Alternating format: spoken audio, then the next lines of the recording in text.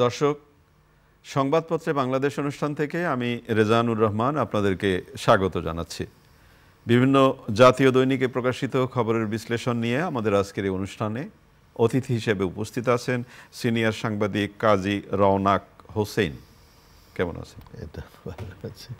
পত্রপত্রিকায় প্রকাশিত কয়েকটা গুরুত্বপূর্ণ শিরোনাম পড়ে শোনাই আমি আপনাকে, তারপর আলোচনায় যেতে চাই। প্রথম আলো, ছাত্রলীগ হলেই পেতেন স্বাস্থ্যের বড় পদ, স্বাস্থ্যে দলীয় প্রাধান্য। ঢাকা বিশ্ববিদ্যালয় ভীতিমুক্ত ক্যাম্পাসে ক্লাসে ফিরতে পেরে স্বস্তি শিক্ষার্থীদের। গুরুতর আহত ৩ শতাধিক, এখনও চিকিৎসাধীন। বৈষম্য বিরোধী আন্দোলন। দৈনিক সমকাল, বছর বছর সম্পদের হিসাব দিতে হবে কড়ায় গণ্ডায়। কাল বাইডেনের সঙ্গে বৈঠক, নিউ ইয়র্কের পথে ডক্টর ইউনূস। অর্থ পাচারের রাঘব বোয়াল ছিল ধরছোঁয়ার বাইরে। দৈনিক যুগান্তর, মাদকের পৃষ্ঠপোষক থেকে প্রতিমন্ত্রী, জাকিরের আলাউদ্দিনের চেরাগ মন্ত্রিত্ব। ১২২ দিন পরে ক্লাসে ঢাবি শিক্ষার্থীরা, ক্যাম্পাস জুড়ে প্রাণ চাঞ্চল্য, নব উৎসব। বগুড়ায় স্বেচ্ছাসেবক লীগের 2 কর্মীকে কুপিয়ে হত্যা। কালের কণ্ঠ, স্মার্ট মিটারে জালিয়াতি ও স্মার্ট, 3 দশকের রেকর্ড ভেঙে ইউনূস বাইডেন বৈঠক কাল। যেভাবে প্রিন্স হয়ে ওঠেন ডিবি হারুন। দৈনিক ইত্তেফাক, রাজনৈতিক হয়রানিমূলক মামলা প্রত্যাহার হচ্ছে, স্বরাষ্ট্র মন্ত্রণালয়ের 2 কমিটি গঠন। শ্রীলঙ্কায় নতুন প্রেসিডেন্ট দিসা নায়েকে। বাংলাদেশ প্রতিদিন, বাইডেনের সঙ্গে বৈঠকে 4 ইস্যু। পাল্টাপাল্টিতে উত্তপ্ত নিউ ইয়র্ক, অর্থনীতি ধ্বংস করছে সোনা চোরাচালান। মানব জমিনের শিরোনাম, মোদি বাইডেন বৈঠকে বাংলাদেশ নিয়ে আলোচনা। বাংলাদেশের সঙ্গে সম্পর্ক দৃঢ় করতে চায় ভারত, ফখরুল ভার্মা বৈঠক। খবরের কাগজ, ইসির ইভিএম অধ্যায় শেষ, গচ্চা 4,000 কোটি টাকা। বিপুল প্রত্যাশা জাগিয়ে আজ নিউ ইয়র্ক যাচ্ছেন ডক্টর ইউনূস। ঢাকা বিশ্ববিদ্যালয়ে 83 দিন পর প্রাণ চাঞ্চল্য। প্রতিদিনের বাংলাদেশ, ছাত্র রাজনীতি কোন পথে, ইলিশে ইউটার্ন নিয়ে সর্বোচ্চ আলোচনা। আমাদের সময়, চাঁদাবাজির হাত বদল, 30 নভেম্বরের মধ্যে কর্মচারীদের দিতে হবে সম্পদের হিসাব। যায় দিন, 30 নভেম্বরের মধ্যে দিতে হবে সম্পদের হিসাব। বিদেশি 4 প্রতিষ্ঠানের সঙ্গে চুক্তি না করার সিদ্ধান্ত, বিদ্যুৎ ও জ্বালানি। মোদি বাইডেন বৈঠকে বাংলাদেশ নিয়ে আলোচনা। দেশ রূপান্তর, মামলা এখনও বিএনপির মাথা ব্যথা। স্বাগত জানাবে বিএনপি, আওয়ামী লীগ করবে প্রতিবাদ। নিউ ইয়র্কে উপদেষ্টা। কালবেলা, গণতন্ত্র শান্তির বার্তা নিয়ে জাতিসংঘে অন্য ইউনূস। সচিবের এতিমখানায় বরাদ্দ হয় 80 ভূতের নামে। 80 ভূত। দৈনিক বাংলা, 3.5 মাস পর ঢাবিতে ক্লাস শুরু। আজকের পত্রিকা, ক্ষমতার সান্নিধ্যে বিত্তবান খায়রুল, 3য় শ্রেণীর কর্মচারীর 2.5 কোটির ফ্ল্যাট। দৈনিক জনকণ্ঠ, স্কুল কলেজের জায়গায় শপিং মল মার্কেট। দৈনিক ইনকেলাব, শিক্ষা প্রশাসন চালাচ্ছে আওয়ামী সুবিধাভোগীরা। অনেকগুলো শিরোনাম এবং এক একটা শিরোনামের এক চাঞ্চল্যকর শিরোনাম। যে ভূতের প্রসঙ্গ উঠলো, 80 ভূত। কিন্তু যে আলোচনাটি করতে চাই এবং যে আলোচনাটি করবার জন্য আসলে মুখিয়ে থাকি আমরা, এই যে ঢাকা বিশ্ববিদ্যালয় ক্যাম্পাসের যে এই যে একটা স্বস্তিদায়ক পরিবেশ তৈরি হলো, আমরা সৌভাগ্য হয়েছে আমাদের এই বিশ্ববিদ্যালয়ে পড়বার। তো এই যে আজকে ঢাকা বিশ্ববিদ্যালয় ভীতিমুক্ত ক্যাম্পাসে ক্লাসে ফিরতে পেরে স্বস্তি শিক্ষার্থীদের, প্রথম আলোর এই ছবিটি দেখেন, এটি তো কাঙ্ক্ষিত না? অবশ্যই। কি বলবেন? আমি আসলে যেটা বলতে চাই, গতকাল থেকেই এই আমিও একটু খোঁজ খবর নিয়েছি। তো সেখানে দেখেছি যে ভিসি, প্রভিসি এবং বিভিন্ন ডিপার্টমেন্টের চেয়ারম্যানদেরকে নিয়ে উনি কিন্তু সবগুলো ডিপার্টমেন্টে গিয়েছেন, যে স্টুডেন্টদের সাথে কথা বলেছেন এবং তাদেরকে ইন্সপায়ার করেছেন। বাস্তবতা হচ্ছে, আমি নিজেও কিন্তু খণ্ডকালীন শিক্ষক সাংবাদিকতা বিভাগের। আজকে এই যে এখান থেকে আমি সরাসরি পড়াতে যাব। আচ্ছা, তো যে জিনিসটা আমি বলতে চাচ্ছি, সাধারণ শিক্ষার্থীরা কিন্তু অনেক কষ্ট করে ঢাকা শহরে এসে মেসে থেকে হলে থেকে খেয়ে না খেয়ে পড়াশোনা করে। কেন করে? যে পড়াশোনা শেষে তার একটা ভালো রেজাল্ট নিয়ে বাবা মা যে কষ্ট করেছে, কারণ আমরা যতই লাফাই না কেন আমাদের বেশিরভাগেরই অতীত দেখলে দেখবেন যে খেটে খাওয়া মানুষরাই ছিল আমাদের বাবা মা, আমাদের গার্জিয়ান। তো তাদের মুখে একটু হাসি ফোটানোর চেষ্টা করবে। তারা সাধারণ কোনো স্টুডেন্ট চায় না যে ইউনিভার্সিটি বন্ধ থাকুক, ইউনিভার্সিটি ক্লাস হ্যাম্পার্ড হোক, এটা তারা চায় না। সেদিক থেকে এটা তো খুলেছে, আরও আগে খুললে আরও ভালো হতো, কিন্তু অন্তত এখন খুলেছে। আর একটা জিনিস খুব উল্লেখযোগ্য ব্যাপার যে রাজনীতি, দলীয় লেজুর বৃত্তির রাজনীতি নিষিদ্ধ করা হয়েছে, ডাকসু নিষিদ্ধ করা হয় নাই। এটা কিন্তু একটা অনেক বড় ব্যাপার। তো যদি আপনি নিশ্চয়ই খেয়াল করবেন যে সচেতন একজন শিক্ষার্থী কখনোই ছাত্র রাজনীতির বিরুদ্ধে কথা বলে না। তারা যে কথাটি বলে, ছাত্র রাজনীতির নামে যে দুর্বৃত্তায়ন হয়েছে এবং দলীয় ক্যাডার তৈরি হয়েছে। আপনি ক্লাসে পড়াশোনা করবার, আমি আপনার রুমে পড়াশোনা করছেন, আপনাকে বলা এই মিছিলে চলো। কেন আমি মিছিলে যাব? আমার ইচ্ছা না করলে আমি মিছিলে যাব? এই যে পরিবেশগুলো, এই পরিবেশগুলোই এখন নির্বিঘ্ন পরিবেশ শিক্ষার্থীরা চায়। এবং গতকাল যে জিনিসটা ঘটেছে পত্রপত্রিকার, যে কেউ মিছিল করেনি, সেইভাবে দাপট দেখায়নি, সবাই সাধারণ শিক্ষার্থীদের সাথে মিলেমিশে পরিবেশটা তৈরি করবার চেষ্টা করেছে। এটাই তো আসলে ঢাকা বিশ্ববিদ্যালয় হওয়া উচিত। এটাই ঢাকা বিশ্ববিদ্যালয় এবং এটাই সমস্ত বিশ্ববিদ্যালয়ে একই দৃশ্য হওয়া উচিত। আপনি যে কথাটা বললেন যে আগে যেটা হয়েছে, আমি জাস্ট আপনাকে একটা এক্সাম্পল বলি। ধরেন যে ছাত্রলীগের যে সভাপতি ছিল,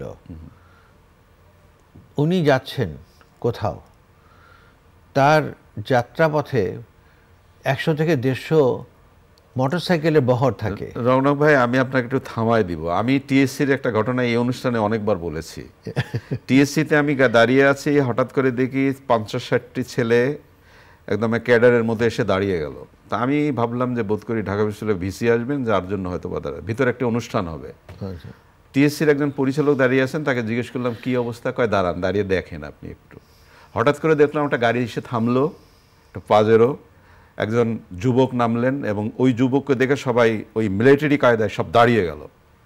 অমুক ভাইয়ের আগমন, শুভেচ্ছা স্বাগতম। ঢাকা বিশ্ববিদ্যালয় ছাত্রলীগ শাখার সাধারণ সম্পাদক নেমেছেন, তাকে গার্ড অব অনার দিয়ে ভিতরে নিয়ে গেল। এটা তো আসলে ওই ছাত্রটি বা ওই শিক্ষার্থী তার হিরোইজমটাকে চিন্তা করেন, সে তো পড়াশোনা করবে না, প্রশ্নই ওঠে না। বা এখন যদি আবারও সেই পরিবেশটা তৈরি হয়, কথার কথা, তাহলে তো আমরা সেই কাঙ্ক্ষিত পরিবেশটা আমরা আশা করব। আমি মানে মনে প্রাণে চাই যেন ওই পরিবেশ আবার ফিরে না আসে। কারণ বিশ্ববিদ্যালয় শাখার ছাত্রলীগের জন্য এরকম, আর তাহলে সারা দেশের ছাত্রলীগের জন্য কি? তাহলে বোধহয় হেলিকপ্টার এসে থামবে। না, সেটা তো হয়েছিল। শুধু ছাত্রলীগ না, আগের গভর্নমেন্টের আমলেও একই অবস্থা হয়েছিল। মানে এইটা 15 বছর তো একদম সাম্প্রতিক, সেজন্য এটাই আগের সময় ওই একই ঘটনা ঘটেছিল। কিন্তু আমরা চাই না যে পরিবেশটা আমরা গতকাল ঢাকা বিশ্ববিদ্যালয়ে দেখলাম। প্রত্যেকটি বিশ্ববিদ্যালয়ে এই পরিবেশটি তৈরি হোক, ডাকসু, রাকসু, জাকসু, এই সংগঠনগুলো সচল হোক। সাধারণ শিক্ষার্থীদের মেধা মননের যে চর্চা, সেই চর্চাটা আরো বেগবান হোক, এটি আশা করি আমরা। অবশ্যই। অনেক ধন্যবাদ আপনাকে। নিউ ইয়র্কের পথে আমাদের মাননীয় প্রধান উপদেষ্টা এবং জাতিসংঘের সাধারণ পরিষদের অধিবেশনে উনি 27 তারিখ ভাষণ দেবেন। কাল বাইডেনের সঙ্গে তার বৈঠক আছে এবং ইতিমধ্যে বাইডেন মোদির মধ্যে যে আলোচনা হয়েছে, সেখানেও বাংলাদেশ প্রসঙ্গ এসছে। আমার প্রিয় মাতৃভূমিতে বেশ এখন আলোচনায়। আসলে এটা হচ্ছে কি যে দুটো জিনিস দুইভাবে দেখতে হবে। একটা দেখতে হবে যে আমরা একটা স্বাধীন সার্বভৌম রাষ্ট্র, ভারত আমাদের প্রতিবেশী, সর্ববৃহৎ রাষ্ট্র, প্রতিবেশী। আমাদের যেমন ভারতের সাথে ঝগড়া করার সুযোগ নাই, করার প্রশ্ন আসে না, কিন্তু আমরা অনেকে করতে চাই এবং করতে গেলে পরেই যেটা হয় যে তখন ভুল বোঝাবুঝির সৃষ্টি হয়। ঠিক একইভাবে ভারতও যখন মনে করে নেয় যে এরা তো আমাদের মানে একান্ত বাধ্যগত, তো তখন সমস্যাগুলো হয়। তখন তার প্রতিবেশী সুলভ ব্যবহারটা থাকে না। এবং যেই কারণে এখন যে প্রতিবাদ বা যে জিনিসগুলো এসছে,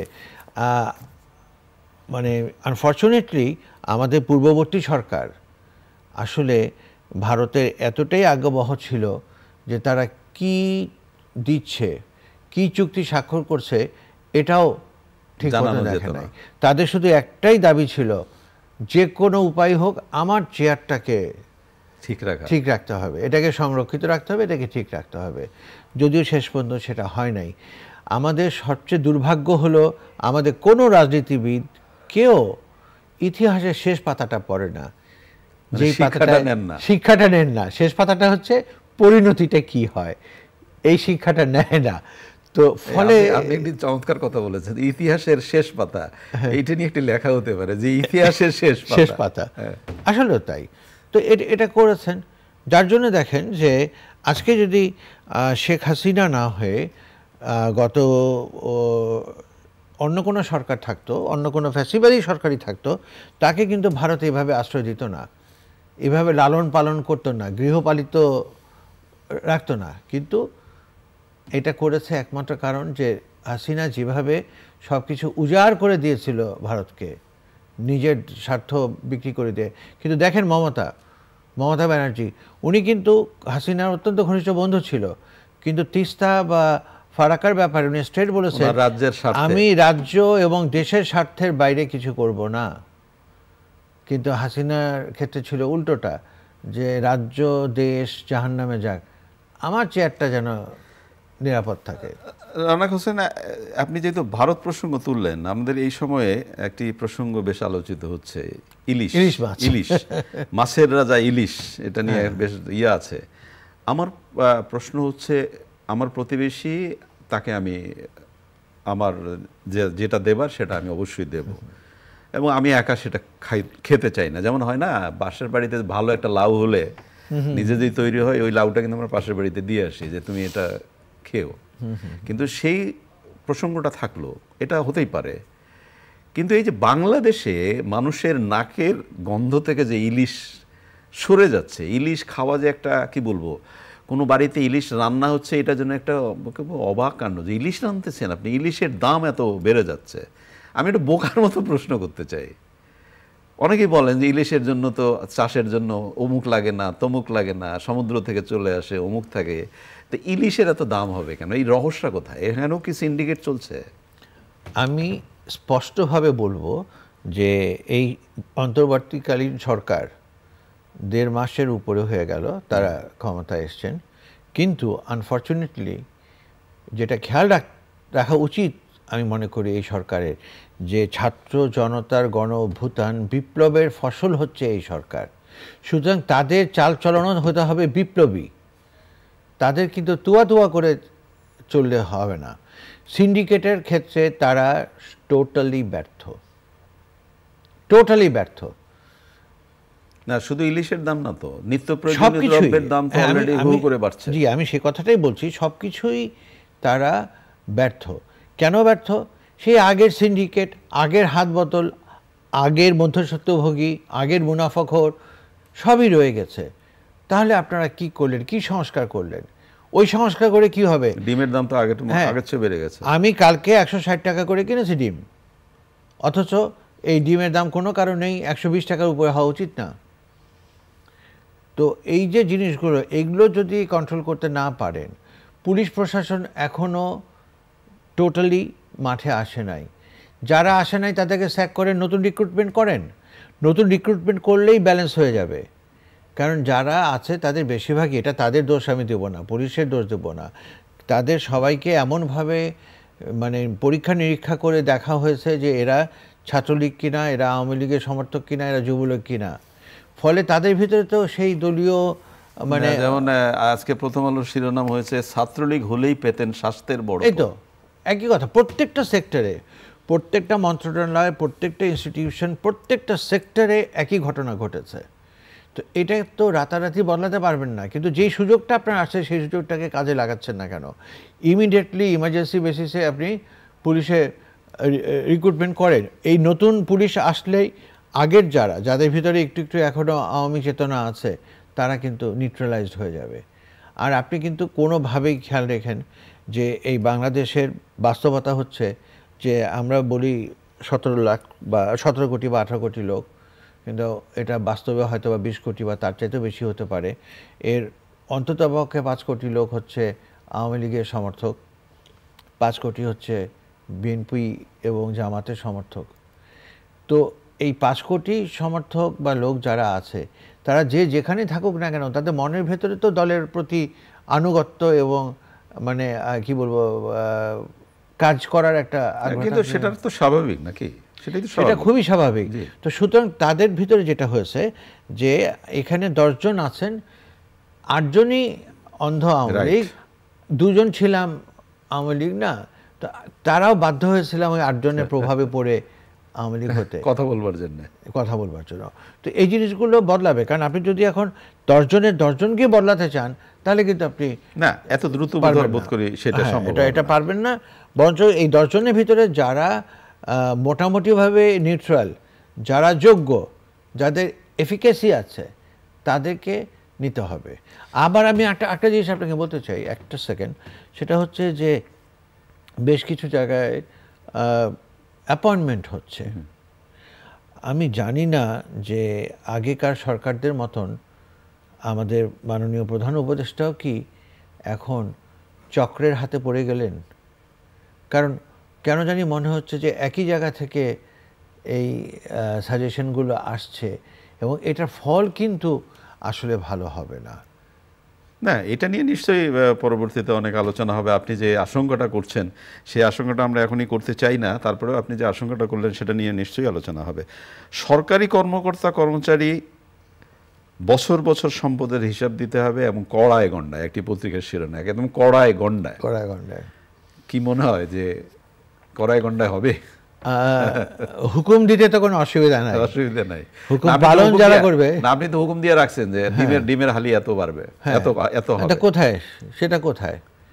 এই যে আমিষ, গরু মাংস, যেটা আমাদের দেশের মধ্যবিত্তের নাগালের বাইরে চলে গেছে, 850 থেকে 900 টাকা করে কেজি। বিশেষ করে সুপার মল যেগুলো, সেখানে যে আরো বেশি। তো এইটা তো ছুতেই পারছে না, কিন্তু সেটা তো হওয়ার কথা না। আমি বারবার যেটা বলছি যে জিনিসটা আমাদেরকে দেখা উচিত তা হচ্ছে যে আসলে বাস্তবে এটার দাম কত। এই যেটা আপনি বললেন যে ইলিশ মাছের কথা, আর ইলিশ মাছ তো আপনি চাষ করছেন না, যে এটাকে ব্রয়লার মুরগির দাম আপনি বলতে পারেন যে এটা খাবার ফিডের দাম বেড়ে গেছে, তার জন্য ব্রয়লারের দাম বাড়িয়েছে। ইলিশ মাছ তো ন্যাচারাল, প্রকৃতি থেকে আসছে, সমুদ্র থেকে আসছে, আপনি ধরছেন খালি। তা আপনার ধরার মানে মজুরি এত বেড়ে গেল? কিচ্ছু না, আপনি জাস্ট জায়গা মতন সিন্ডিকেটে হাত দেন, দেখবেন যে এটার দাম যেটা এখন 2800 টাকা, মানে 2000 টাকা, মানে ওরা যেটা বলার চেষ্টা করছে হাটে মাঠে ঘাটে যে চাঁদাবাজিটা হয় সেটা বন্ধ করেন, বন্ধ করলে তাহলে তো ইজিলি কমে যাবে। এই যে এত শুনলাম ট্রাকের চাঁদাবাজি কমেছে, কোথায় কমেছে? সব চলছে চাঁদাবাজি, নাম পাল্টে, আগে হতো প্রকাশ্যে, এখন হচ্ছে গোপনে, কিন্তু হচ্ছে গোপনে না, এখন প্রকাশ্যেও শুরু হয়েছে আবার। হ্যাঁ, আবার শুরু হবে। ক্ষয়ের জায়গায় ক্ষয়ের বদল হয়েছে। না, ওটা তো বদল হয়েছেই। ক্ষয় একটু ভয় পাচ্ছে যে ছাত্ররা আবার কখন এসে কি ঝামেলা করে, হ্যাঁ, কিন্তু সেজন্য একটু গোপনে করছে, বাট একই কাজ করছে। তো আবারও যদি সেই একই গ্রুপ তৈরি করা হয়, একই সন্ত্রাসী দল তৈরি করা হয়, একই চাঁদাবাজ দল তৈরি করা হয়, তাহলে আপনি কোথায় সংস্কার করবেন? কিসের সংস্কার করবেন? খুব স্পষ্ট কথা। আমরা আশাবাদী হতে চাই। অনেক ধন্যবাদ আপনাকে। প্রিয় দর্শক, তবু আমরা আশাবাদী হতে চাই, আশাই মানুষ বাঁচে। ভালো থাকবেন। আগামীকাল নিশ্চয়ই এই সময় আবার কথা হবে। খোদা হাফেজ।